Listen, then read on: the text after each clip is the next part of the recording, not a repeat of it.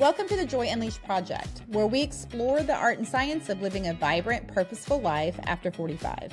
I'm your host, Mattie Cummins, and I'm here to guide you through transformative conversations that will ignite your inner brilliance.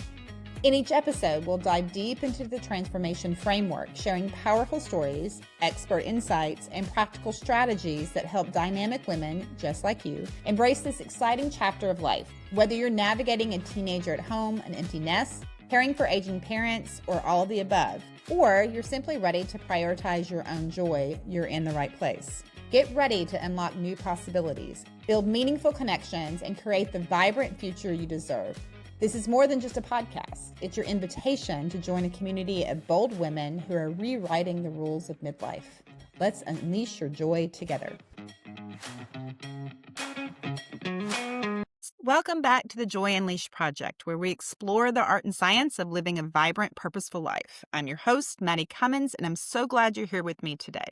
This podcast is all about rediscovering your life of purpose, peace, and joy. And today, we're diving deep into the one that might just change everything for you. We're talking about holistic transformation, community building, and most importantly, giving yourself permission to matter. Okay, I'm pausing again because I don't know why the teleprompter. So let's get real for a moment. How many times this week have you put everyone else's needs before your own? How many times have you said yes when you really wanted to say no? And how many times have you felt that familiar pang of guilt when you even thought about doing something just for you?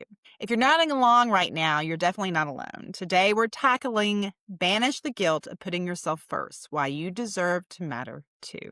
And I'm going to start with a story that might sound familiar. Last week, I was talking with Sarah, and yeah, I've changed her name.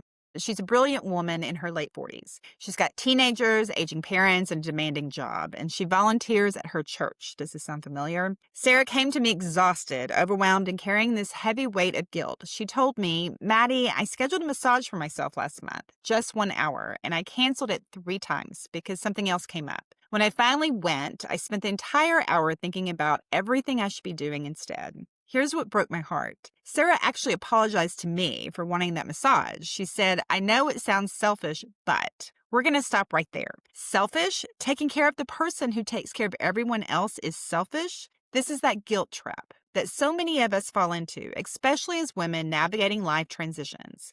We've been conditioned to believe that our worth comes from how much we give to others, how much we sacrifice, how little we actually need. But here's what I told Sarah and what I want to tell you today. You cannot pour from an empty cup. Let's talk about where this guilt actually comes from, because understanding it is the first step to overcoming it. From a neurological standpoint, our brains are literally wired for connection and caregiving. Women especially have higher levels of a bonding hormone that makes us want to nurture and care for others. It's a beautiful thing, but it can also become our prison. Society has also taught us that good women are selfless, that we should find fulfillment in everyone else's happiness. But here's the thing, and this is backed by research. When we consistently neglect our own needs, we actually become less effective, not more. Less effective at work, less effective at home, and less effective for ourselves. Studies show that chronic self-neglect also leads to increased cortisol levels. That's your stress hormone. Decreased cognitive function, brain fog, forgetfulness, and general feelings of not being present may also have something to do with hormone changes. But there are multiple layers to your brain not working, and the impact of stress is just one of them. It causes higher rates of anxiety and depression, physical health problems, and ironically, decreased empathy and patience with the people we're trying to care for. You've all been there when you just are done. So when you feel guilty about taking time for yourself, remember this. Self-care isn't selfish, it's strategic. It's not indulgent, it's essential. Think about it this way. If you were on an airplane and the oxygen mask dropped, you put yours on first before helping others, right? We've heard this over and over again every time we fly.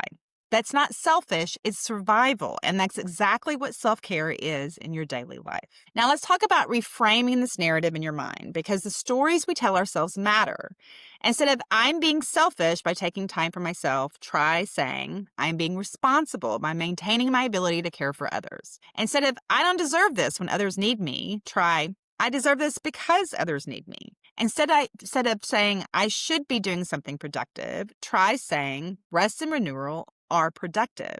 Here's a powerful exercise I want you to try. I call it the best friend test. Imagine your best friend came to you and said, I'm so tired. I haven't had a moment to myself in weeks. I feel guilty even thinking about taking a bath or reading a book. What would you tell her? You'd probably say something like, of course you deserve that. You work so hard. You need to take care of yourself. So why is it so different when it's us? Why do we extend compassion to everyone else except ourselves? The truth is, you deserve the same kindness, the same care, the same grace, the same consideration that you give to everyone else in your life. You're not asking for too much. You're asking for the bare minimum of human dignity, the right to matter in your own life. And here's something beautiful that happens when you start putting yourself first. You give others permission to do the same. You model healthy boundaries. You show your children, your friends, your family what it looks like to value yourself. That's not selfish, that's revolutionary. So we're going to talk about some practical strategies and how do you actually start putting yourself first without drowning in guilt. First, you want to start small. Don't go from zero self-care to a week-long spa retreat. Some of us are overachievers and we try to do too much and it just doesn't work a lot of the times. Start with 5 minutes of deep breathing, a cup of tea without distractions, or saying no to one thing this week. If you're an early morning person, get up 10 minutes earlier to spend time on yourself. If you're an evening person, delay bed by 10 minutes or just start this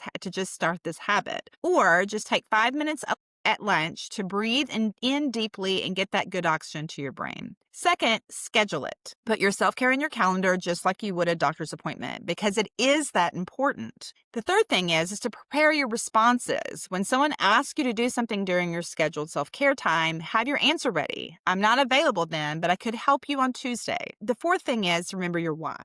When guilt creeps in, and it will, remind yourself why you're doing this. You're not just taking care of yourself, you're taking care of your ability to show up fully for the people and purposes that matter the most to you. Another one is to try to find your tribe. Surround yourself with people who support your journey toward putting yourself first. Sometimes we need others to remind us that we matter too. If you don't know where to find this community, we would welcome you into the Renewal Collective Facebook group. It's full of women like you on the same journey to finding joy, and you can find that link in the show notes below. And here's a bonus tip. Practice saying, I matter too out loud. I know it may feel weird at first, but your brain needs to hear it. You matter. Your needs matter. Your dreams matter. Your rests matter. And the reason we say these things out loud is it gives our brain the ability to hear it differently than we say it internally in our head with all the other chaos. As we wrap up today, I want to leave you with this thought. The guilt you feel about putting yourself first isn't a sign that you're being selfish. It's a sign that you've been neglecting yourself for too long. You deserve to matter in your own life. You deserve care, rest, joy, and fulfillment, not as a reward for taking care of everybody else, but simply because you're human. Remember, we're not just talking about bubble baths and face masks here, though those are very lovely and I love them myself. We're talking about honoring your whole self, your dreams, your boundaries, your need for growth and renewal.